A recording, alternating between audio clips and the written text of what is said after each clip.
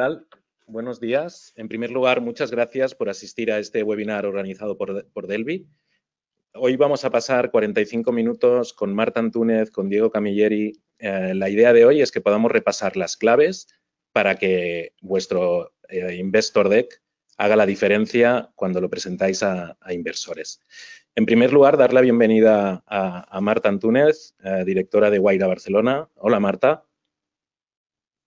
Hola, ¿qué tal? Hola a todos. Muchas gracias por invitarme. Y dar la bienvenida a Diego Camilleri de la NIBC. Hola, Diego. Hola, buenos días. Un placer estar aquí. Bueno, pues vamos a empezar con las presentaciones. Primero de todo, me gustaría un poco, Marta, Diego, que nos contarais, si quieres, Marta, qué es Wayra y qué hacéis en Wayra. Perfecto, pues sí. Pues Wayra somos parte de la innovación abierta de Telefónica, ¿vale? Somos lo que se llama pues, un Corporate Venture Capital, ¿vale? Invertimos en startups que puedan aportar innovación tanto a Telefónica como a sus clientes. Wayra nació hace ya 13 años, con lo cual, pues, bueno, Telefónica fue bastante pionera, ¿no? En lo que es pues la innovación abierta. Sí que inicialmente, ¿no? Nació más como una aceleradora, ¿no? Alguna gente pues todavía nos recuerda más como aceleradora de startups, ¿no? Pero ya desde hace 5 años, ¿no? Pues dejamos de hacer programas de aceleración y estamos más centrados, pues, en lo que te comentaba, ¿no? En ser un CVC, ¿no? Un inversor en diferentes etapas, ¿vale? Porque podemos invertir, sobre todo invertimos en seed, late seed, bueno, luego lo comentaremos, pero tenemos también un vehículo para invertir en fases de growth y hacemos inversiones directas en startups y también somos inversores en otros fondos como el PI, ¿vale? Invertimos, como estaba diciendo, ¿no? Pues en startups que puedan acelerar, ¿no? Pues esa innovación de Telefónica a sus clientes. Eso, bueno, implica diferentes sectores, ¿no? Aunque Telefónica, pues, es conocida, ¿no? Pues es una empresa del sector telco, cada vez más, ¿no? Pues ha ido evolucionando, ¿no? Se está convirtiendo, pues, en una compañía, ¿no? Tecnológica que ayuda, ¿no? Pues a las empresas también a digitalizarse, con lo cual, pues, invertimos, ¿no? Pues en startups, ¿no? Pues que puedan ayudar a esa digitalización de las empresas, ¿no? O sea, todo lo que tiene que ver, por ejemplo, con softwares, ¿no? Pues SaaS B2B y demás, ¿no? Y también, ¿no? Pues en verticales, ¿no? Que son cada vez más importantes para Telefónica a nivel tecnología, como pueden ser, pues, la ciberseguridad, el cloud, ¿no? Toda la parte de IoT, de edge computing, inteligencia artificial, por supuesto, ¿no? Y todas estas nuevas tecnologías, ¿no? Y también en nuevos verticales, ¿no? Pues donde Telefónica, pues también, ¿no? Pues está lanzando productos como, pues, por ejemplo, puede ser todo el área de FinTech, ¿no? Donde tenemos, pues, productos como Movistar Money, todo el área también de eHealth, ¿no? Donde tenemos, pues, Movistar Salud, ¿no? Y muchos clientes también a nivel B2B, ¿no? Del área de salud. También, ¿no? En el área de energías, ¿no? Donde también, pues, hemos lanzado una joint venture, ¿no? Con Repsol, ¿no? Que se llama, pues, Solar 360. También, por supuesto, en el área de entretenimiento, ¿no? Donde, pues, Movistar también, ¿no? Es una marca muy fuerte, donde también, pues, nos interesa, ¿no? Pues, nuevas formas, ¿no? de entretenimiento, ¿no? Que también, pues, pueden usar esas nuevas tecnologías, ¿no? Pues para aportar, ¿no? Esa innovación, ¿no? Pues a nuestros consumidores, tanto B2C como B2B, ¿vale? Con lo cual, pues, bueno, tenemos un espectro como bastante amplio a nivel sector, pero lo que es diferencial, ¿no? Es que siempre buscamos poder ayudar a esas compañías que invertimos a escalar a través de Telefónica, con lo cual para nosotros es importante, pues, que haya ese fit, ¿no? con Telefónica, con la estrategia que tenemos y, bueno, luego podemos profundizar un poquito más en lo que significa eso. Muy bien, muchas gracias, Marta. Veo que sois súper transversales, lo que quiere decir que en vuestro día a día debéis ver decks de compañías muy diversas. Sí, exacto. Sí. Yo sobre todo estoy centrada en la inversión en fases seed hasta Series A, ¿vale? Y tengo también compañeros mirando más la parte de growth, pero sí, a nivel sector, pues vemos cosas bastante diversas y bueno, vemos muchos pitch decks, así que, bueno, encantada también luego de entrar más en detalle, ¿no? En las cosas que valoramos. Perfecto, muchas gracias, Marta, por la intro. Diego, en vuestro caso, Lanai, cuéntanos un poco, ¿a qué os dedicáis? ¿Qué hacéis? Sí, pues nosotros somos un fondo más pequeño que invierte en etapas anteriores a lo que hacen desde Wayra. Nosotros somos un fondo pre-seed 100% enfocados en España, o sea, solo invertimos en proyectos o que estén basados en España o que tengan vínculo con España, es decir, equipos españoles que estén invirtiendo fuera. Y lo que es un poco diferente, o lo que es un poco lo que nos define quizás, nos gusta decirnos como tales que somos un fondo de fundadores para fundadores. Esto un poco queda muy claro cuando hablamos del equipo gestor, o sea, yo soy uno de los miembros, pero los otros 3 miembros, Guille, Jeremy y Rubén, son emprendedores en activo, las han montado 6 compañías conjuntamente pues, han facturado más de 200 millones, han montado más de 100 millones de euros de venture capital, pero no solo en el equipo gestor, sino también en el perfil de los inversores que tenemos. O sea, la mayor parte de los inversores son lo que llamamos operadores, es decir, mayormente son fundadores de compañías. Las fundadores de compañías, pues algunas se han vendido por cientos de millones o compañías han levantado una primera ronda, segunda ronda, un poco capital, bueno, un poco todo el espectro de emprendedores y lo que buscamos es nutrirnos de esta inteligencia de estos emprendedores que, bueno, digamos que sea un capital humano al que tenemos acceso desde la NA y que también puedan tener acceso los emprendedores a los que apoyamos. En cuanto a la estrategia que hacemos, también somos un fondo generalista, o sea, invertimos en España en cualquier industria, cualquier modelo, siempre que lo conozcamos. Hay temas que están un poco fuera de nuestra experiencia y que creemos que el tipo de inversor tiene que ser pues, un experto en la materia. En ese caso, pues lo que vamos a hacer es pasar estas oportunidades a los inversores que puedan analizarlo mejor, pues creo que pueden aportar más valor, pero al final no es un tema solo de que tengan la capacidad de tomar la decisión, sino que una vez invertido y es la parte fácil y rápida, lo que importa realmente es lo que viene después.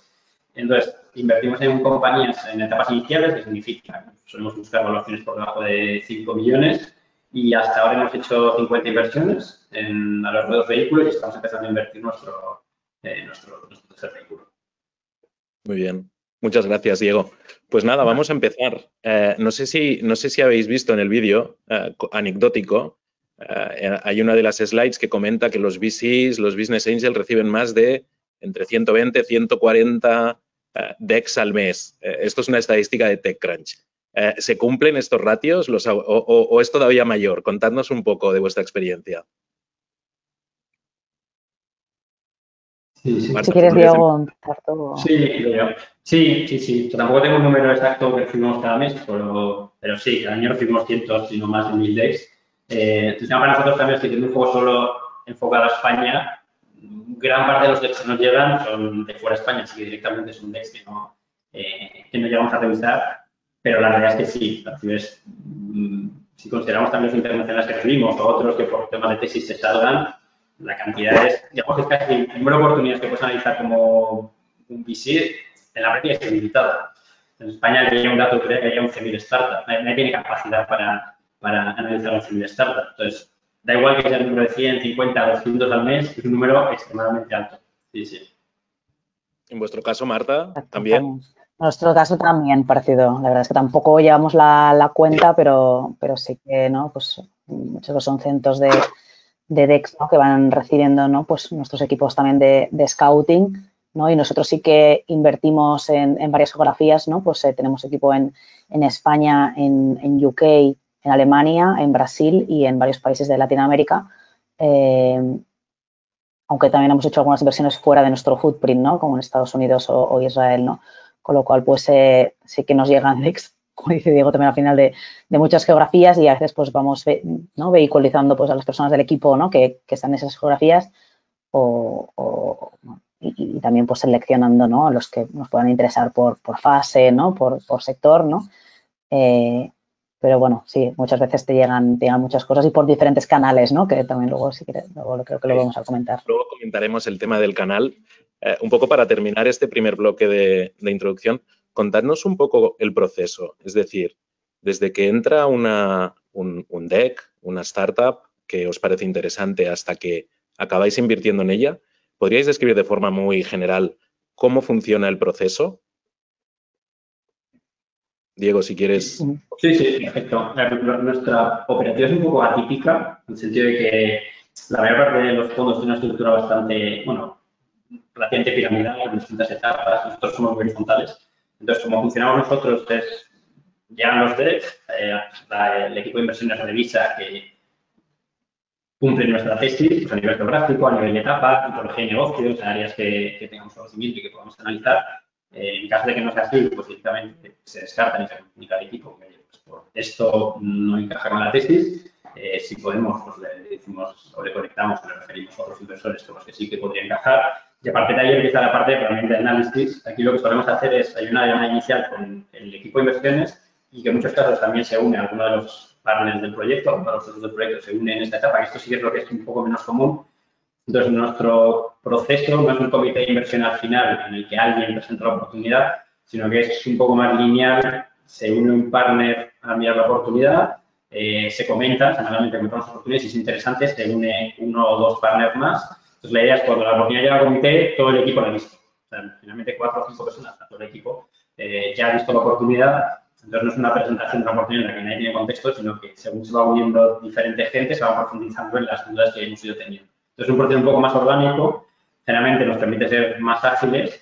Es algo que podemos hacer, pues en un fondo pequeño, solo en España. Obviamente a escala esto no funciona, pero bueno, es lo que nos permite también, yo creo que, bueno, una decisión un poco más fluida y que está un poco más acorde con lo que intentamos hacer nosotros. Muy bien, gracias Diego. Marta, en vuestro caso, ¿cómo funciona el proceso? Nuestro caso es un poquito más formal, aunque también intentamos ser ágiles para adaptarnos, ¿no?, al ecosistema, ¿no?, y a los tiempos, ¿no?, de las startups. Pero normalmente también, ¿no?, el inicio es parecido, ¿no? Pues nos puede llegar el deck, ¿no?, pues por diferentes sitios, ¿no? Entonces tenemos un equipo de, normalmente quien empieza a mirar la oportunidad, ¿no?, es las personas del equipo de scouting, ¿no?, que hacen ese primer filtrado, ¿no?, de, pues eso, ¿no?, como comentaba Diego, ¿no?, parecido de si nos encaja por stage, por sector, por fotografía y demás, ¿no? Hacen ese primer filtrado.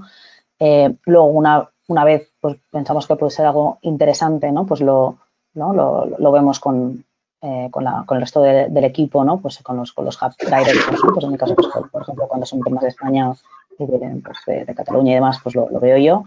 Y una parte importante nosotros del proceso es que antes de presentar cualquier oportunidad de inversión, sí que lo intentamos validar, ¿no?, con el área de Telefónica, ¿no?, que pensamos que pueda, pues eso, ¿no?, tener relación a nivel sector o a nivel canal, ¿no?, con la compañía, ¿no? Pues si es una compañía de fintech, pues intentamos tener el feedback, ¿no?, tanto de, bueno, del equipo de servicios financieros para entender si es algo pues que a, ¿no?, medio o largo plazo pues puede ser interesante, ¿no?, pues para ese equipo. Y esto nos ayuda, por un lado, a nivel de análisis técnico, ¿no?, pues en áreas donde a lo mejor pues nosotros podamos no tener el 100% la expertise, o pues sin necesidad de o sectores específicos de tecnología, ¿no?, como pues puede ser pues AI o lo que sea. Pues este contacto con el experto, ¿no?, del área telefónica nos ayuda a hacer ese análisis más técnico. Y en paralelo a validar esto con el área de Telefónica, pues hacemos el análisis pues más tradicional, ¿no?, que hacen pues cualquier inversor, ¿no?, pues a nivel de, pues luego hablaremos, ¿no?, pero más de pues, el modelo de negocio, ¿no?, la escalabilidad y demás, ¿no? Y una vez, ¿no?, pues esas dos cosas, ¿no?, están alineadas y pensamos que es una buena oportunidad de inversión porque nos puede dar un retorno y a la vez pues ser algo, ¿no?, interesante para Telefónica, sí es en ese momento donde pues llevamos la oportunidad al comité de inversión, que en nuestro caso pues está formada, ¿no?, pues por la directora de Open Innovation del Grupo Telefónica, con el director global de Wayra y con pues, personas del equipo financiero global y legal, y en ese comité, ¿no?, pues se toma la decisión. Una cosa también importante en nuestro caso es que nosotros no tomamos, o sea, no lideramos las rondas, ¿vale? Con lo cual, normalmente esperamos a tener esos comités, ¿no?, a que la startup pues tenga una ronda más o menos estructurada con un lead investor, en lo cual pues nosotros nos sumamos, ¿no?, como parte de esa ronda con un ticket minoritario, pues que en el caso de fase seed, pues suele ir de 100 a 350K, ¿no?, un poco en función del tamaño de la ronda. Y entonces, pues, cuando hay esa ronda, presentamos al comité y si se aprueba, ¿no?, pues ya pues vamos adelante con la ejecución. Muy bien, muy bien. Pues nada, yo creo que pasamos nos metemos en materia. Un poco la idea de hoy era repasar 4 grandes bloques. El primer gran bloque sería el canal, es decir, antes Marta comentabas, nos llegan decks por muchas vías diferentes. Vamos a comentar primeramente el canal. Después hablaremos del diseño, es decir, el diseño importa o no, y si ponernos creativos o no en la parte de diseño. Pasaremos a la estructura y yo creo que aquí en la parte de estructura quizás tendremos que diferenciar si estamos en una ronda pre-seed o seed o si estamos en una fase más de growth, porque creo que el foco va a ser en diferentes partes de lo que es el deck. Y después pasaremos a la parte de contenido, ¿vale? Estos serán los 4 grandes bloques y finalmente, pues, una ronda de preguntas. Con lo cual, empecemos. Empecemos por el canal. Diego, ¿por dónde recibís? ¿Por dónde os disparan los emprendedores? ¿Cómo os llegan estos decks? Llegan pues, de múltiples maneras. O sea, puede ser desde que te escriban un correo genérico de la NAE, por LinkedIn, referrals, en eventos que se te acercan. Al final cada uno busca un poco su punto de entrada. Yo creo, al final, si se puede entrar vía referral, al final creo que hace una diferencia enorme. Y si se puede entrar vía distintas fuentes, al final yo creo que esto es un poco lo que mueve un poco la aguja con, yo creo que 2 cosas. Por el cariño con el que nos ves, en el sentido de si te viene de alguien en quien confías, al final ya tienes un sesgo positivo hacia esta oportunidad y esto no se puede valorar. Hemos dicho, tienes cientos de oportunidades. Hay algunas que igual entras con más cariño si es alguien de que te fías. Y luego también yo creo que es algo que muestra capacidad por el lado del emprendedor. O sea, no es solo de quién te viene, sino el hecho de haber sido capaz de llegar a alguien que recomienda la oportunidad. Yo creo que es quizá una de las primeras muestras que ves de la capacidad de este emprendedor para moverse. O sea, esta habilidad un poco comercial, de buscar soluciones a problemas que pueda tener. Entonces, siempre que te llega de estas vías, al final, digamos, ya tienes esta percepción un poquito más positiva. Tampoco digo que sea exclusivamente, o sea, esta es la única vía que vale, hemos hecho muchas inversiones en compañías que han llegado por otras vías, pero sí que es cierto que al final, digamos, entrar con buen pie. O sea, si no ves una entrada clara, aunque lo que digo es casi siempre la hay, o sea, casi siempre si empiezas a rascar, siempre acabas encontrando a alguien que está dispuesto al final a enviar un correo de que tengo esta oportunidad. Si le digas el tiempo, al final vas a acabar llegando. Si no es posible, pues enviar un correo o cualquiera de las otras vías. O sea, si hay un formulario en la web de este tipo de vías, pues también son opciones totalmente válidas. O sea, en vuestro caso, referral sería algo que aporta un plus de calidad. Os lo miráis con más cariño, vaya. Sí, porque confías en la persona que te está enviando. Entonces, esto es algo que, digamos, tampoco en nuestro ADN, pero gran parte de las oportunidades que nos llegan vienen de los emprendedores de nuestro portfolio, pero en mayor medida de los emprendedores que han invertido en la NAE. Entonces, es un filtro un poco de calidad que hay un emprendedor que, bueno, tú confías en él confía en ti porque está invirtiendo, te pasa una oportunidad que generalmente muchas veces porque ellos a nivel personal les parece interesante y a veces porque han invertido un ticket pequeñito a nivel business angel, claro, al final, aunque no entres en detalle de qué análisis han hecho ellos, sí que mentalmente sabes que hay un trabajo previo, un filtro previo y eso hace te predispone un poco a mirarlo con otros ojos. Ok, Marta, en vuestro caso. Sí, bastante en línea, ¿no? También pues recibimos decks, ¿no? Por múltiples canales, ¿no? Mail, por la web, LinkedIn, pues, eventos, referrals y demás, ¿no? Como decía también Diego, ¿no? No es imprescindible que venga referenciado por nadie, o sea, realmente nos miramos, ¿no? Pues intentamos mirarnos todo lo que nos llega, porque también nuestro rol al final, ¿no? Es ser un poco los ojos de Telefónica en el ecosistema y nos gusta estar enterados, ¿no? De todo lo que, ¿no? Está pasando, ¿no? Todas las nuevas startups que se van creando, con lo cual, pues sí que intentamos, ¿no? Cubrirlo todo, ¿no? Y mirarlo todo. Pero sí, ¿no? Que como cuenta Diego, ¿no? Pues las compañías que te llegan, ¿no? A través de, pues, founders de tu portfolio, ¿no? O startups que conozcas u otros inversores, pues son, pues compañías a lo mejor que te miras, ¿no? Pues un poquito más bueno, en detalle, ¿no? Y también, aparte de, ¿no? Como comentaba Diego, ¿no? Por el hecho de que no demuestra que el emprendedor, ¿no? Pues tiene esas capacidades, ¿no? De poder llegar. Yo creo que también demuestra que pues para mí es importante que el emprendedor también haya hecho el trabajo de por qué quiere ese inversor, ¿no? Y a poder ser, ¿no? Haber hecho un poquito de due diligence del inversor, ¿no? Y entender por qué le puede aportar ese tipo de inversor, porque al final hay diferentes tipos de inversor, ¿no?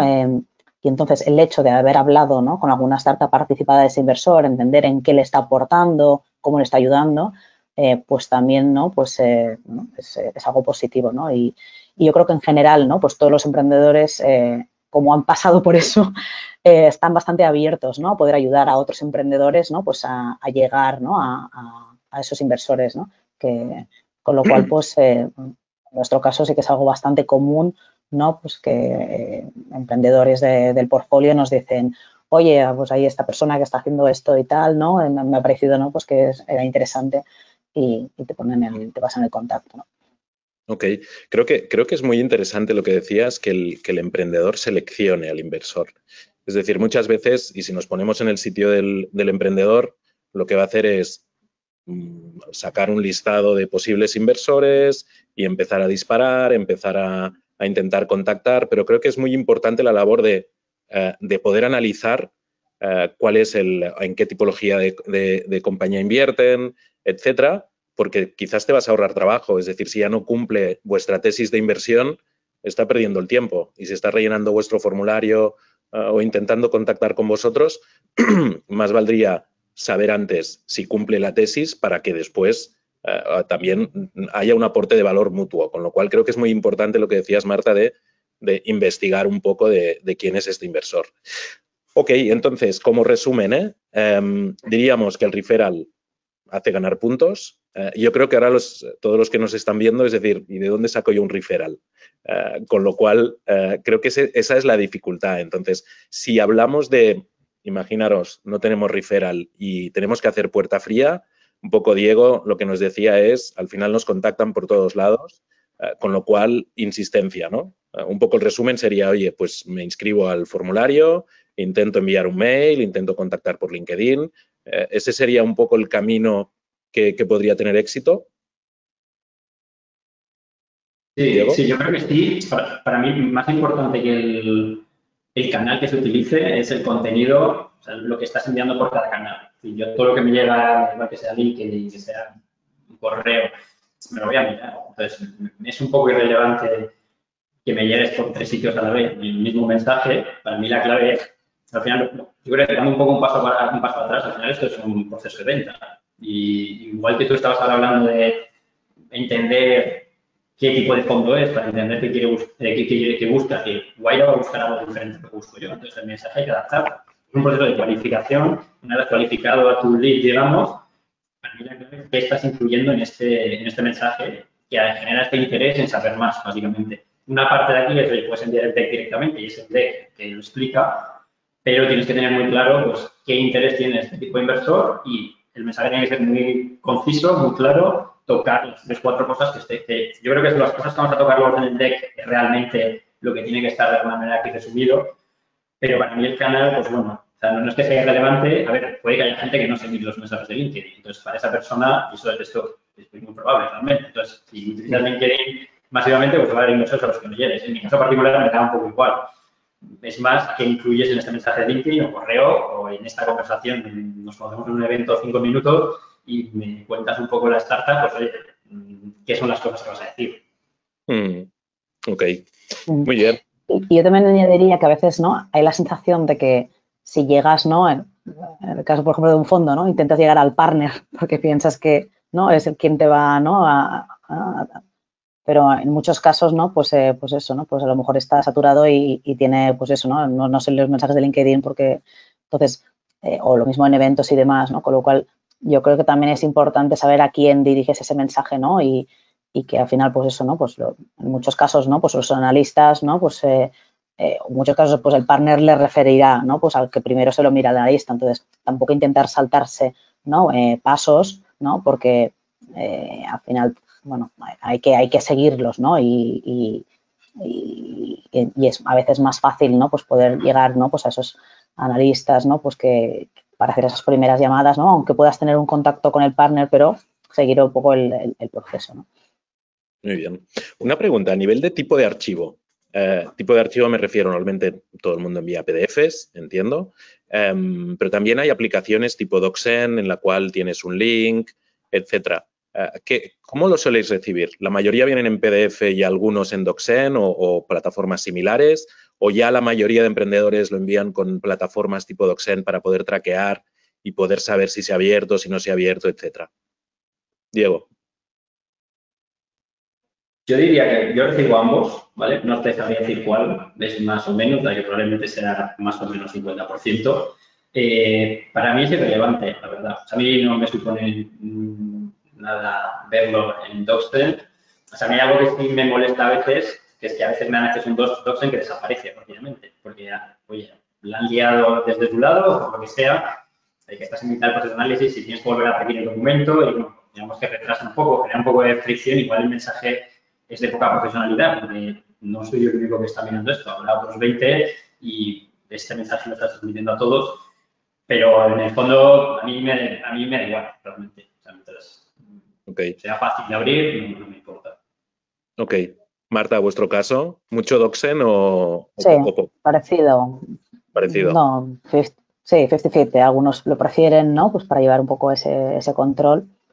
Sé que a lo mejor diría que es más fácil, ¿no? Cuando es un PDF, ¿no? Pero que, porque al final, pues en nuestro caso, ¿no? Pues estamos reenviando, ¿no? Pues el correo, ¿no? Pues a varias personas, por ejemplo, ¿no? Pues dentro del equipo Telefónica y demás, ¿no? Pues que a lo mejor no están tan familiarizadas, ¿no? Pues con esto de DocSend, pero que, bueno, que bueno, no es importante, vamos, para nosotros no hay problema.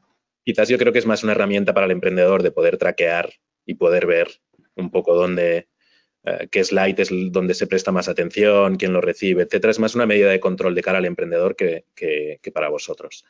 Ok, pasemos al segundo bloque, el diseño. La eterna pregunta. Yo no sé si lo habéis visto, pero en Internet, si empiezas a buscar decks, puedes encontrar la plantilla del deck de Airbnb, la plantilla del deck de Revolut, etcétera. Y cuando entras dentro ves unos diseños que no te lo crees. Entonces, ¿realmente el diseño importa? ¿Vosotros prestáis atención a este diseño? Diego, en vuestro caso, o sea, al final es la primera impresión. Cuando abres el deck es lo que te vas a encontrar. ¿Es realmente importante?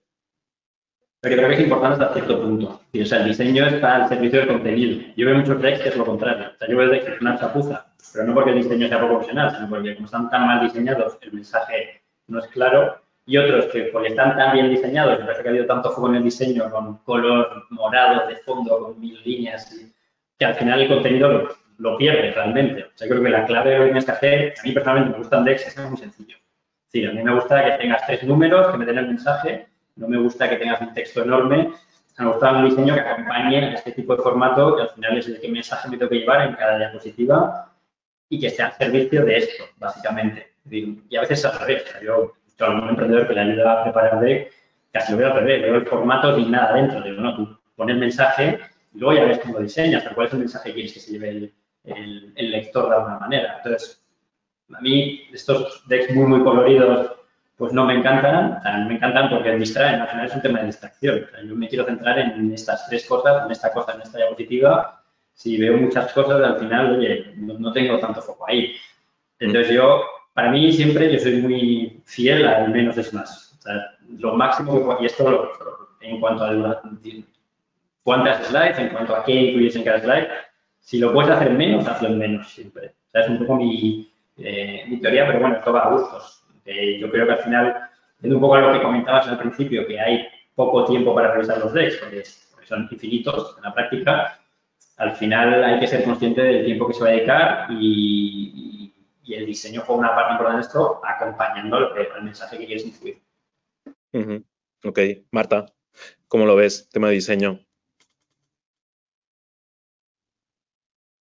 Sí, similar. No es como lo más importante, como dice Diego, ¿no? El contenido lo es mucho más. Pero sí que es verdad que como recibes muchos, ¿no? Pues al final, para ¿no? destacar, ¿no? Sí que si tienes una imagen, pues algo más profesional, ¿no? Donde, ¿no? Pues se vea que, ¿no?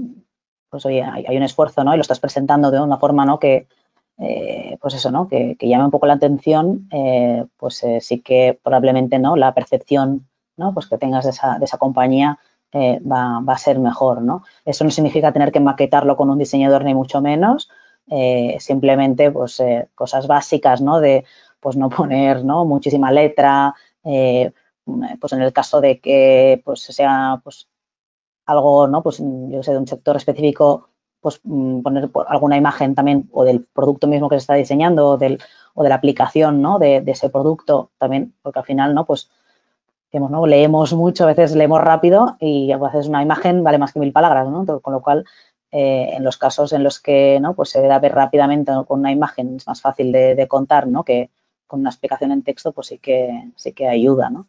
Con lo cual, cierta importancia, ¿no? Pero tampoco, o sea, pasa, ¿no? Es más importante lo que dices que cómo, ¿no? El diseño, pero sí que poner un poquito de esfuerzo, ¿no? Ok. Y una cosa, ponerse creativo. Nosotros, desde Delvi, en el departamento de consultoría y el servicio que damos a emprendedores en fases pre-seed, seed, les ayudamos a realizar los decks. Hay algunos que nos preguntan, oye, un vídeo, ¿por qué no hacemos un vídeo en lugar de hacer un deck? Por un lado, si lo piensas, dices, pues seguro que destaca porque no sé cuántos decks en vídeo podéis recibir, pero ¿realmente sería diferencial o, como decía Diego, sería demasiado, darle una vuelta demasiado al diseño y que puede ser hasta perjudicial? ¿Cómo lo ves, Diego? A ver, yo creo que si está muy bien hecho, suma. El problema es que muchas veces cuando te llega un vídeo, de alguna manera sustituye la llamada que puedes tener con el equipo emprendedor. Entonces, si el vídeo te genera dudas y no tienes opción de preguntar estas dudas, igual puede hacer más daño que ayudar. Y esto yo lo he visto en alguna oportunidad, oye, que luego acabo rascando y claro, el vídeo, no puedes hacer un vídeo para cada tipo de inversor. Muchas veces cuando grabas este vídeo no eres capaz de anticipar, como todavía no tienes las llamadas con los inversores, no puedes anticipar las preguntas que te van a hacer. Entonces, lo dejas a veces generar más dudas de las que estás resolviendo. Entonces, bueno, yo creo que tiene sentido, o sea, creo que aporta, creo que es diferente, pero bueno, hay que tener cuidado y tener muy claro que o lo estás haciendo muy bien o como dejes agujeros un poco en el mensaje, a veces hasta puede hacer más daño que lo que está aportando. Marta, ¿cómo lo ves? Sí, sí. Yo un pitch como tal en vídeo, o sea, creo que ¿no? Es mejor por tener una llamada, ¿no? Que el emprendedor pueda explicar, ¿no? Pues con sus palabras, ¿no? Directamente lo que quiere decir. Sí que creo que aporta a veces vídeos, por ejemplo, del producto, ¿no? De una demo del producto. Si puedes hacer un vídeo de 1 minuto, ¿no? Pues navegando, pues es un software, ¿no? Navegando un poco, ¿no? Pues por las pantallas y demás, que se pueda ver fácilmente, ¿no? Pues la usabilidad, ¿no? El producto que estás construyendo, eso ayuda y lo puedes adjuntar, ¿no? En una de las slides, ese tipo de vídeos. Eso creo que sí que es interesante. Y luego también quería decir que también es diferente el deck que tú puedes usar mientras estás teniendo una reunión, que no sé si luego lo trataremos, ¿no? Y estás tú hablando y tienes el deck como más soporte, ¿no? De lo que tú estás diciendo, que un deck que a lo mejor puedas mandar, que a lo mejor tiene que ser más explicativo, ¿no? Porque no lo estás tú, ¿no? Hablando encima, ¿no? Y lo mismo pasa, ¿no? Cuando hay, pues, eventos donde hay emprendedores que hacen, ¿no? Pitching sessions, ¿no? Delante de un público y tienen que hacer un pitch con una, pues, presentación detrás. También es importante, pues, en este tipo de presentación, pues eso, que sea súper visual, ¿no? Y que sea más el mensaje que dice el emprendedor, ¿no? Que no lo que pone en la pantalla. Y es diferente de un deck que vas a enviar por email, ¿no? A alguien con quien no estás hablando y que quieras que pueda leer y entender lo que estás haciendo, ¿no? Totalmente. De hecho hay una regla, la regla del 10-20-30.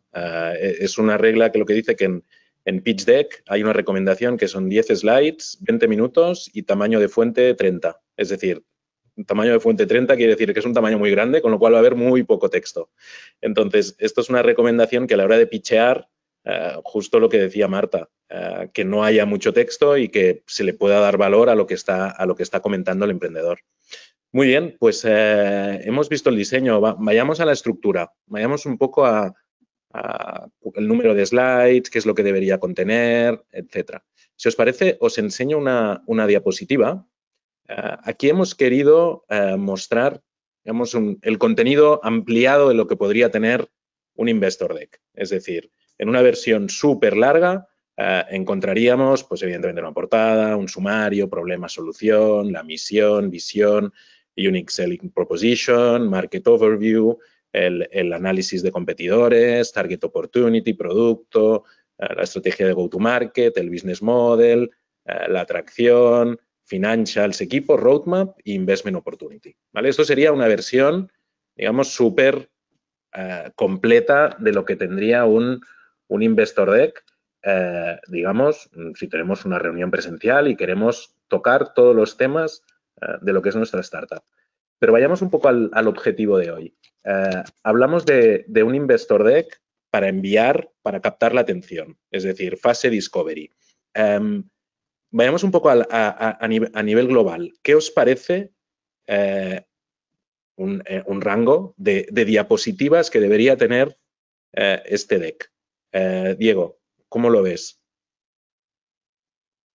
A ver, para mí hay un principio, digamos, que es el menos es más que comentaba antes. O sea, la realidad es que hay proyectos que tienen que tener más slides. A mí, forzar a que haya un número, es decir, 12 slides es el número correcto.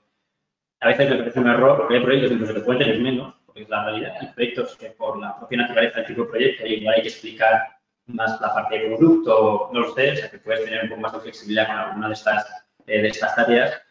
Yo lo que intentaría siempre es minimizar el número de slides. Y en la mayor parte de los casos, cada uno de estos cajitas que tienes aquí se puede hacer un slide y en muchos casos alguna se puede combinar. O sea, también depende de la etapa en la que estés. Esto yo creo que luego podemos comentarlo en detalle. En la etapa que yo invierto, pues a veces no hay tracción. Pero si Marta está invirtiendo en un proyecto que está en Series A, oye, la tracción va a ser muy relevante. Entonces, esta slide sí que tiene que estar igual y es algo en lo que se puede explayar más para explicar un poco con más sonoridad. Entonces, para mí, DEX, en la etapa que invierto, que tenga más de 30 slides, me parece muy largo. Cuando tiene más de 20, también me parece largo, aunque algunos pueden tener justificación. Entonces, para mí el rango estaría en estas 10 a 20 slides, realmente 12, 15.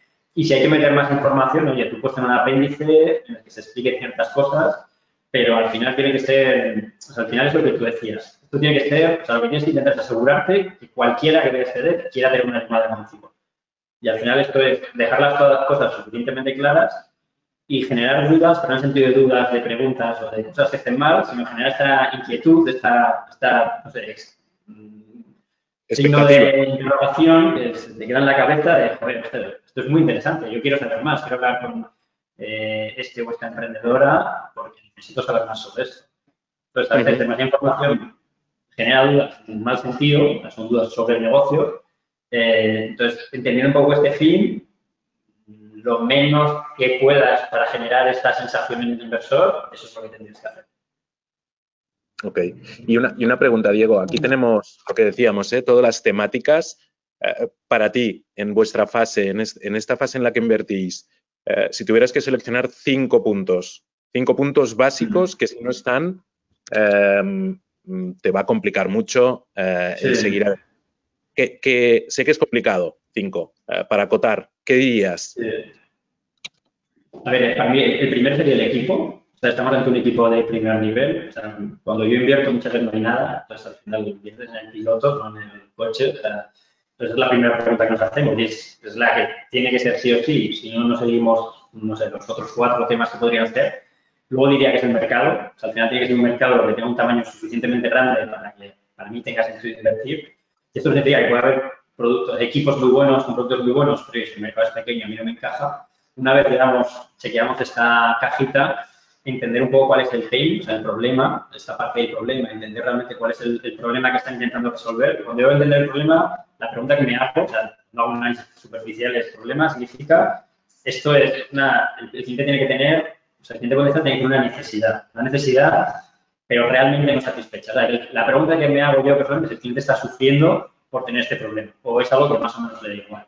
Y una vez entiendes, oye, el equipo es muy bueno, el mercado es enorme, hay un problema, hay alguien sufriendo de alguna manera, el producto que quieren construir soluciona esto. O sea, al final, la solución, digamos, que tienes está resolvería este problema. Y por último, la última parte es, dentro de toda esta foto, para mí sería, pues, un poco el modelo de negocio. Y yo entiendo que en la etapa que invierto a veces no monetizas, pero me da igual. La pregunta no es el modelo en sí, sino la pregunta para mí es, esta parte del modelo, la pregunta que responde para mí es fácil captar valor, ¿vale? O sea, es más, hay alguien que va a ser fácil que el cliente está sufriendo y va a ser capaz va a tener capacidad, digamos, de pagar por la solución que le estás poniendo, porque a veces no es así. A veces hay alguien que sufre, pero o es difícil vender y no puedes captar valor por esa vía, o no tiene la capacidad, o sea, digamos, para poder pagar, o el valor que vas a poder capturar tú como startup, muchas veces se lo queda el cliente, que tú generas mucho valor, pero tú eres capaz de quedarte muy poquito. A ver, esta última parte creo que mezcla un par de temas, en el cual es más monetización, la parte de go-to-market también, pero bueno, al final son, digamos, los 5 temas. O sea, equipo, mercado suficientemente grande, el problema que resuelven es sufrimiento, realmente, lo resuelven de una manera que sea 10 veces mejor que la solución que hay ahora, o sea, cuál es la solución, y podrían captar valor. Eso sería lo último. Muy bien. Marta, en tu caso, recibís deck a nivel de número de slides, etcétera. Diego nos decía 30, me parece demasiado, 20 también. Entre 10 y 20, en tu caso o en vuestro caso, ¿qué sería para acotar un poco? Sí, es en ese rango, 10, 15 slides, yo creo que es lo ideal, ¿no? Y como decía Diego, ¿no? Al final lo que buscas en esa primera toma de contacto es generar esa ¿no? expectación, esas ganas de saber más, ¿no? Con lo cual sí que es importante que se entienda, ¿no? Bien, ¿no? Lo que estás haciendo, pero que eso, el paso sea, pues, de poder montar esa reunión para poder contar en más detalle, ¿no? Pues las diferentes números, ¿no? Las diferentes estrategias, ¿no? Y demás, ¿no? Con lo cual, sí, intentar ¿no? ser escueto, ¿no? Y generar esa expectativa, ¿no? De que te lleve, ¿no? Esa ¿no? call to action, ¿no? De generar esa llamada o esa reunión. Y Marta, a nivel de las, digamos, los top 5 puntos que son súper relevantes, en el caso de Diego, no nos ha comentado la parte financiera. Entiendo que porque invierten en fases muy iniciales, con lo cual los financials no tienen ningún tipo de, digamos, son proyecciones y nos las podemos creer o no, pero no es lo principal. En vuestro caso, donde también invertís en fases más avanzadas, etcétera, aparte de lo que comentaba Diego, los financials sí que serían y la atracción sí que sería uno de los puntos relevantes. Sí, bueno, lo que decía Diego, o sea, para mí los puntos que mencionaba él siguen siendo súper relevantes, ¿no? También en fases seed, late seed, Series A. Sobre todo la parte de equipo, ¿no? Que todos decimos al final, los inversores, independientemente de la etapa que estés, ¿no? Pues inviertes en equipos, ¿no? Que pienses que puedan tener, ¿no? La experiencia, ¿no? ¿no? Y los skills, ¿no? Pues para realmente, ¿no? Pues poder ejecutar bien, ¿no? Y que eso, pues, ¿no? Pues tenga éxito.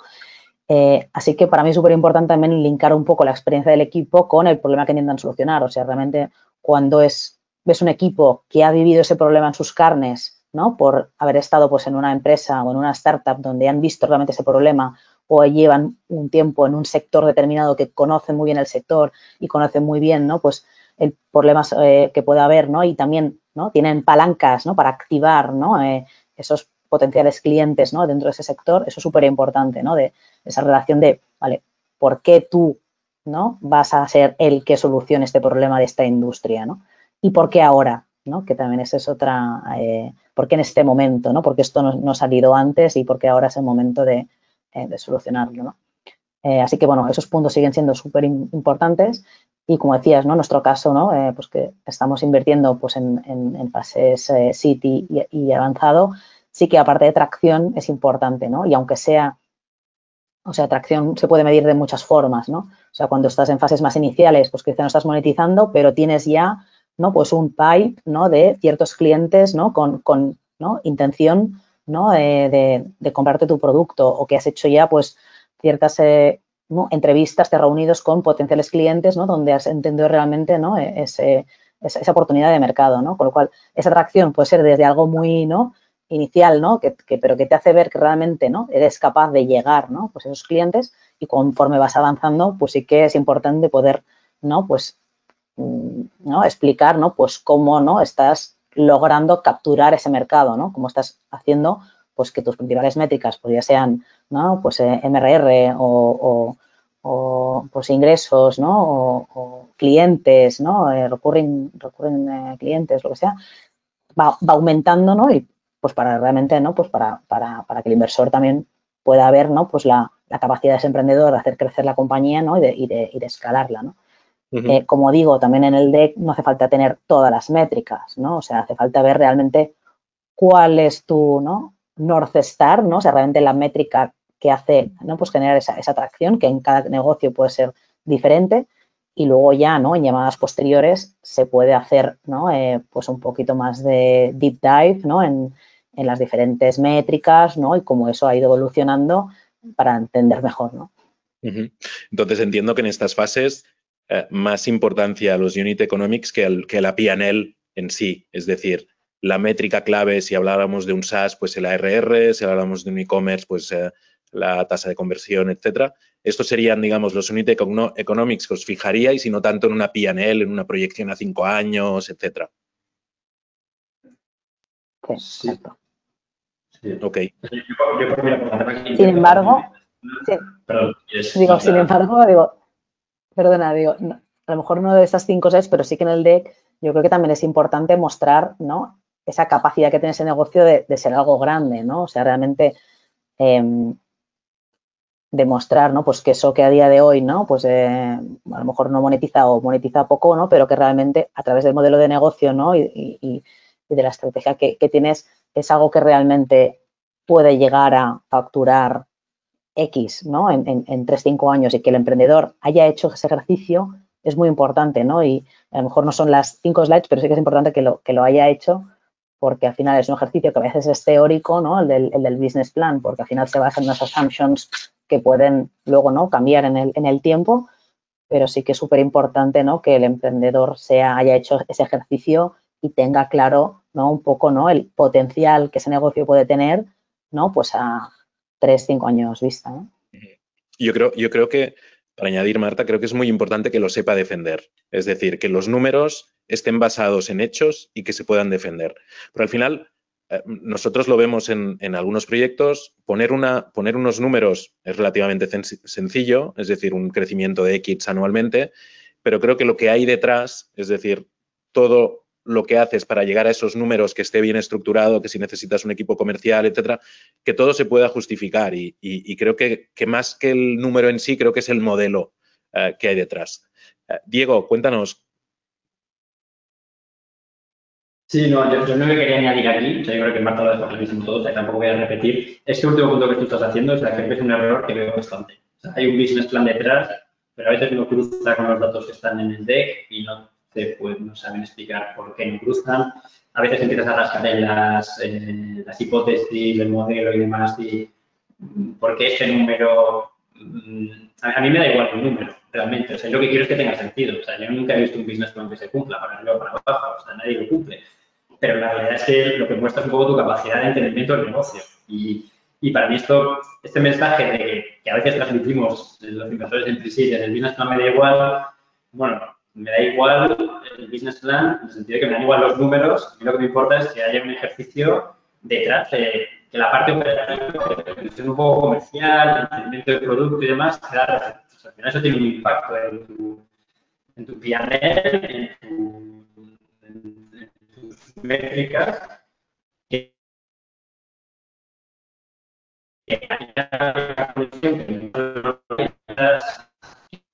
cualitativo y cómo se traslada esto a los números. Y para mí esto es algo que creo que falla mucho, de que no voy a invertir. No, para mí es un fallo en cómo enfocar el emprendimiento. Oye, tú lo que tienes que ir comprobando es cómo esto que estás haciendo se traslada en números. Si tu business plan lo haces para hacer, digamos que no estás haciendo un control suficiente sobre tu compañía. Y no es un tema de que me queda por debajo o por encima, es entender, oye, qué palancas me están funcionando así para que estas lecciones, digamos, este cuadro de mandos, digamos, se traslade en aprendizajes que puedas aplicar a lo operativo de tu negocio. Y eso es lo que me indica realmente el hecho de que haya esta desconexión entre el negocio y los números, la parte financiera. Totalmente. Y también añadir que también, o sea, si quieres, ¿no?, jugar, ¿no?, al juego del capital riesgo, ¿no?, y al final piensas, ¿no?, pues que tu startup, ¿no?, estás interesado que, ¿no?, pues que entre un VC, ¿no?, en tu cap table, es importante también entender, ¿no?, un poco cómo funcionan, ¿no?, los VCs y el retorno también que esperan, ¿no?, de esas inversiones. Y estamos en inversiones de riesgo, con lo cual, en muchos casos, ¿no?, pues no van a funcionar, ¿no?, porque estamos innovando, haciendo algo pues totalmente nuevo. Y entonces es por eso, ¿no?, pues que los VCs, ¿no?, pues suelen buscar ese 10x como mínimo, ¿no? Las inversiones, teniendo en cuenta de que muchos, ¿no? Pues no van a funcionar, ¿no? Entonces, cuando haces esas proyecciones, también, ¿no? Pues tienes que tener eso en cuenta, ¿no? Si tú, pues, estás, ¿no? Empezando una compañía y al final tus proyecciones es ir creciendo, pues, un 20% año a año, pues a lo mejor no es algo atractivo para un VC, ¿no? Que busca algo como mucho más escalable, ¿no? Que le pueda dar ese 10 por, ¿no? Entonces, a veces también depende un poco del founder, ¿no? Pues hay founders, pues que son más, ¿no? Cautos a la hora de hacer esas proyecciones, ¿no? Otros, ¿no? Pues que las hacen sin tener esas assumptions bien claras, ¿no? Pero en cualquier caso es importante, ¿no? Pues también, ¿no? Que, pues eso, ¿no? Entender que para ser algo atractivo de inversión por parte de Venture Capital tiene que ser algo, ¿no? Pues que puede tener ese tipo de crecimientos, ¿no? Uh-huh. Muy bien. Pues oye, nos queda ya nada. Yo creo que vamos a dar paso a las preguntas, un poco por resumir esta parte de contenido, un poco relacionado con lo que habéis comentado. Queríamos ejemplificar en qué os fijáis, en qué se fijan los inversores. Yo creo que ha quedado muy claro en lo que nos comentaba Diego y lo que has comentado, Marta, que el equipo y la experiencia del equipo es una parte fundamental. Problemas, solución, mercado, modelo de negocio, la escalabilidad, la parte financiera. Y creo que un poco relacionado con lo que ahora decías, Marta, está el exit strategy, ¿no? Es un poco lo que nos estabas comentando. Es decir, al final un fondo, si quiere invertir en una compañía, es, pues al final algún día para haber multiplicado por X y poderla vender y con lo cual, ¿en qué momentos o cuándo os planteáis el exit strategy? Es decir, ¿en qué momento de la conversación con un emprendedor se toca este tema? Porque yo creo que en pocos decks que yo haya visto se pone el exit strategy de primeras. Con lo cual, en vuestro caso, ¿cuándo empezáis a hablar de estos temas? ¿O es una pregunta recurrente que hacéis siempre a los emprendedores? Diego, en vuestro caso, o Marta, ¿quieres? Empieza. Bueno, sí, yo creo que en general nos gustan los emprendedores que no están pensando en montar compañías para venderlas. O sea, nos gustan emprendedores que, ¿no? Estén creando compañías para construir, ¿no? Algo que piensan que puede aportar valor, ¿no? En determinado sector. Con lo cual no es fundamental para nosotros, ¿no? Que el emprendedor esté pensando ya a quién le va a vender la compañía en X años, para nada. Pero sí que, pues, como parte de nuestro análisis en la compañía, ¿no? Pues y como parte del análisis, ¿no? Pues del sector, de los competidores del mercado y demás, pues sí que es algo que analizamos, ¿no? Si pensamos que esa compañía, ¿no? Pues puede ser algo, ¿no? Que nos pueda dar ese retorno. Al final, exit strategy, ¿no? Pues es, o en nuestro caso, ¿no? O que entre un inversor en fases más avanzadas, o sea, que sea una compañía que tenga capacidad de ir levantando más capital, ¿no? De otros inversores en fases que nos puedan dar salida a los inversores que entramos más en fases iniciales, que es una compañía que se pueda vender, ¿no? A ya sea pues un competidor o un incumbent del mercado, o el track de IPO, ¿no? Que bueno, en España no es tan habitual, ¿no? Ese track, pero que se podría dar también, ¿no? Pero es más, diría, ¿no? Pues un análisis más nuestro, ¿no? Que el conversaciones, ¿no? Que podamos tener con el founder, aunque sí que hay veces, ¿no? Que algunos founders que lo tienen clarísimo, ¿no? De, oye, pues yo he visto esta, ¿sabes? Esta oportunidad, pienso que es algo que X años, ¿no? Pues podría ser interesante para ese tipo de empresa, me lo podrían comprar y, o sea, para mí o sea, es válido, ¿eh? Pero que no es algo como, para mí, súper necesario de tener en un primer pitch deck. Uh-huh. Diego, ¿coincides con Marta? Sí, 100%. Para mí, si me dices que tengo que dar una respuesta binaria, es importante, diría que no es importante. Obviamente es una conversación que tenemos nosotros, pero también pensando en los exits que hemos hecho, las compañías que se han vendido a, no sé, una quizá en el Nasdaq, no anticipabas que iba a ser el éxito que tenía. Es una compañía que, como dice Marta, estaba creando mucho valor, pues se compra, ¿vale? Al final es el proceso. Compañías que al final hemos acabado en el secundario porque entramos a relaciones muy tempranas, hay una posibilidad de salida de vender a un fondo de cientos de millones europeos, pues bueno, no anticipábamos este éxito. Al final, si es un buen proyecto, generalmente se pueden dar las oportunidades de salida, sobre todo en el punto que vivimos nosotros, que es muy temprano, pues muchas veces hay oportunidades. No muchas, pero bueno, es algo que son posibilidades que se dan. Entonces, jugar a adivinar el futuro a 5 o 10 años vista, qué va a pasar, quién va a ser el comprador, lo que nos da cuenta es que a veces muchas veces es un ejercicio. O sea, tú te haces tus hipótesis de cómo vas a salir, y estas son oportunidades que se dan y lo que tienes que estar es abierto a ellas y cerca de la oportunidad para cogerla cuando pase. Muy bien. Pues nada, para finalizar, dos preguntas. Tenemos dos preguntas, os las lanzo. Mira, tenemos la pregunta de Adolfo. Básicamente, él tiene un desafío que es presentar una startup de combustibles sostenibles, ¿vale? Es un pitch, digamos, muy que quizás no es comprensible para todo el mundo. Y dice que su reto mayor es básicamente presentar a VCs y a Business Angels cuando no son especializados. Su pregunta nos dice, por un lado, si es mejor, y creo que va relacionado con lo que decíamos al inicio, seleccionar ya VCs y Business Angels que ya están muy familiarizados con temas Deep Tech.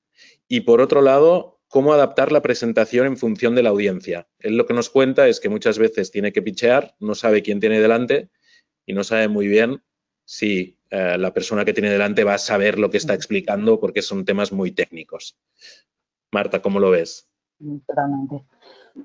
Totalmente. Súper importante ver, ¿no?, a qué tipo de inversor, ¿no?, le estás presentando, ¿no? Y hacer un poco de research, ¿no?, de qué inversores han invertido, ¿no?, en cosas que puedan ser, ¿no?, pues de tu sector, ¿no?, de tu ámbito tecnológico. Y también que a veces yo creo que muchos emprendedores técnicos se pierden mucho en explicar, ¿no?, muy técnicamente ese producto, ¿no? Y para un inversor de primeras que no conoce, ¿no?, el sector, ¿no?, es demasiado detalle, ¿no? Porque está yendo, y es normal, porque a veces, ¿no?, cuando tú creas algo, ¿no?, pues quieres explicar mucho de tu producto, pero yo recomendaría, ¿no?, de explicarle un poco for dummies, ¿no?, para un nivel básico, ¿no?, realmente, ¿no?, lo que es el producto y lo que soluciona, no entrando como mucho en tecnicismos, o sea, hacerlo lo más fácil posible de entender, y eso también puede ayudar, pues, a pitchear, ¿no?, pues a gente que no tenga ni idea, ¿no?, del sector para que realmente lo pueda entender.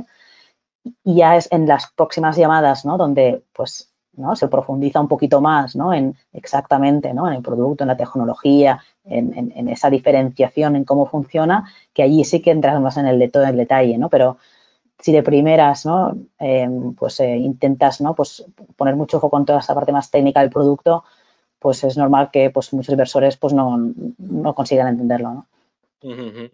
Y os lanzo, Diego, te lanzo la segunda. Vamos ya, tenemos que acabar, con lo cual te lanzo la segunda. David, de Dormus, básicamente nos plantea varias dudas. Por un lado nos dice, a nivel de información, sin incluir mucho detalle o poco detalle. Creo que esta parte, bueno, la hemos tocado un poco al inicio. Lo que sí que nos comenta es a nivel de cifras y proyecciones. Nos dices, ¿mejor realistas a 2-3 años o más optimistas a 5-10 años? A ver, para mí lo de realista y optimista no es el término para definirlo. O sea, puede ser optimista en 2 años y realista en 10 años. Exacto. Es decir, corto plazo, largo plazo, básicamente, ¿no? Sí, yo creo que depende de la etapa, es más importante o menos uno de estos periodos. Yo creo que si tienes 10 años está bien. A mí, por la etapa que invierto, 10 años, me es un poco irrelevante, o sea, me importa poco realmente lo que me estás diciendo que vas a hacer en 2034, 2035. O sea, para mí es más importante este business plan, estas proyecciones a 2-3 años vista, mucho más, realmente. No porque lo vayas a cumplir, sino por este entendimiento del negocio. Luego podré evolucionar a donde sea.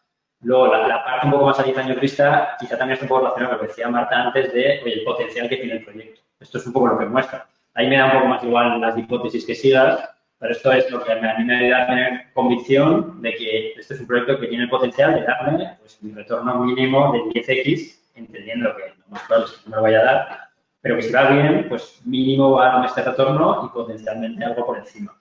Pero más cariño en estas a corto plazo, diría, pero bueno, las otras, aunque menos importantes, creo que ayudan a formar un poco este mensaje que quieres que cale en el inversor. Muy bien. Pues nada, pues oye, la verdad que ha sido súper interesante. Muchas gracias, Marta, muchas gracias, Diego. Muchas gracias a todos los que habéis asistido. Espero que os hayamos podido ayudar con estas recomendaciones de expertos a nivel de InvestorDex. Comentaros, post el webinar recibiréis un email y os pasaremos un link donde si queréis nos podréis enviar vuestro InvestorDeck y seleccionaremos 3 para poder hacer una revisión, con lo cual os animo a hacerlo. Y ya para concluir, nada, 30 segundos. Marta, Diego, un poco para finalizar. ¿Cómo veis 2024? Que va a ser un buen año a nivel de inversiones, a nivel de startup. Parecía que el 23 se ralentizó un poquito. ¿Cómo lo veis? Marta. A ver, sí que es verdad, ¿no? que el mercado a nivel global, ¿no? de inversión, ¿no? Pues ha disminuido, ¿no? Sin embargo, ¿no? Pues siguen habiendo, ¿no? Muchísimas oportunidades, ¿no? Y estamos viendo nosotros, ¿no? Pues pensamos que es un momento, vamos, muy interesante, ¿no? Para invertir, ¿no? Donde pues hay tecnologías, ¿no? Que están siendo, ¿no? Teniendo un gran boom, ¿no? Como por ejemplo el tema de AI, ¿no? Pero también otros sectores, ¿no? Súper interesantes con grandes retos, ¿no? Como por ejemplo Climate Tech, salud, ¿no? Y otros. Y la combinación, ¿no? de esas grandes ¿no? tendencias, ¿no? Está haciendo, ¿no? Pues que estén naciendo, ¿no? Muchas startups y que pensamos que es un momento muy bueno, ¿no? Pues para estar en este sector, ¿no? Sí que es verdad, ¿no? Pues que nos hemos alejado un poco de los años en que, ¿no? Pues era todo crecimiento, ¿no? Y de ir quemando, ¿no? El dinero y levantando rondas, ¿no? De una forma como más rápida. Ahora estamos viendo, ¿no? Pues más pues emprendedores realmente que tienen que centrarse también en construir negocios pues que sean sostenibles, ¿no? Y que aunque requieran, ¿no? Pues de inversión externa, que sean capaces, ¿no? de generar también, ¿no? Pues esa caja, ¿no? Que les permite también pues seguir creciendo, ¿no? Y sin tener que estar siempre dependiendo, ¿no? de inversión externa, ¿no? De forma continuada, ¿no? Pero bueno, sí que vemos que, bueno, es un buen momento, ¿no? Y pensamos que, bueno, hay dinero para invertir, ¿no? Así que, pues eso, ¿no? Los inversores, pues, están siendo un poquito más cautos, ¿no? Y mirando las oportunidades de forma un poquito más detenida, pero que creo que es positivo, ¿no? Porque al final, pues también, ¿no? Pues hace que se tomen las decisiones de forma más razonable y en definitiva, ¿no? Tenemos buenas perspectivas de cara a este año. Gracias, Marta. Diego, ¿cómo lo ves? Sí, no, nada, muy similar. O sea, yo creo que en etapas muy iniciales que tampoco hemos notado tanta caída. O sea, sí que ha habido esta racionalización un poco lógica en estas etapas iniciales, donde se ha secado en etapas más tardías, que a nosotros nos pillan muy lejos. A partir de Series B, C, pues el mercado es muy complejo. Tampoco parece que vaya a cambiar a corto plazo eso, al final. Pero bueno, nosotros invertimos con un horizonte temporal a largo plazo. O sea, cuando las estados de invierte llegan a esa etapa, bueno, pues van a pasar muchas cosas. Y es lo que ha hecho que esta etapa Christie, pues que no se ve tan afectada, pues no te ves tan afectada en los próximos 18 o 24 meses a estas etapas más tardías que sí que se han secado. Yo creo que cuando empezamos a ver que se activa el mercado luego de salidas a bolsa, empieza a haber más M&A, sobre todo en Estados Unidos, poco a poco el capital volverá un poco a subir de estos fondos grandes y se reactivan. Bueno, además es que hay un tipo de compañías que han levantado acciones que no se van a volver a ver a corto plazo y tiene que haber un ajuste, que esto tarda, que ha sido años de burbuja, digamos, pues es un año de ajuste hasta que todo esto se equilibre, ¿no? Muy bien. Pues nada, pues oye, mil gracias a los dos. La verdad que ha sido una sesión súper enriquecedora. Nos vemos pronto. Muchas gracias a todos por haber asistido. Y nada, hasta la próxima.